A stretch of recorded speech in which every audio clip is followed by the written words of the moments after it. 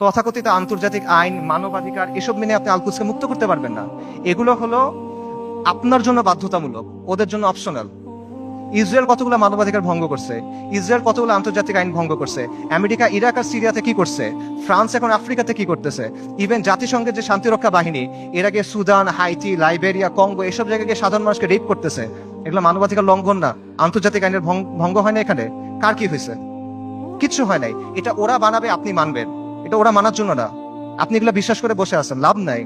এগুলোতে ওরা আপনার হাত দুই পেছনে বেঁধে রাখবে, তারপর ইসরায়েল এসে আপনাকে জবাহ করবে। এরা আমাদেরকে নারী অধিকারের কথা বলবে, শিশু অধিকারের কথা বলবে, মানবাধিকারের কথা বলবে, পর্দার সমালোচনা করবে, নিকাবের সমালোচনা করবে, শরিয়ার সমালোচনা করবে। তারপর আমাদের বইয়ের মধ্যে এলজিবিটি ঢুকাবে। কিন্তু যখন লিটারেলি হাজার হাজার নারী, শিশু, বৃদ্ধ মারা যাচ্ছে, জেনোসাইড হচ্ছে, এথনিক ক্লেন্সিং হচ্ছে, তখন এরা এসে কি বলবে? Israel has the right to defend itself, we must condemn Hamas. এই তো অবস্থা। এটা হলো আন্তর্জাতিক আইন এবং মানবাধিকারের অবস্থা।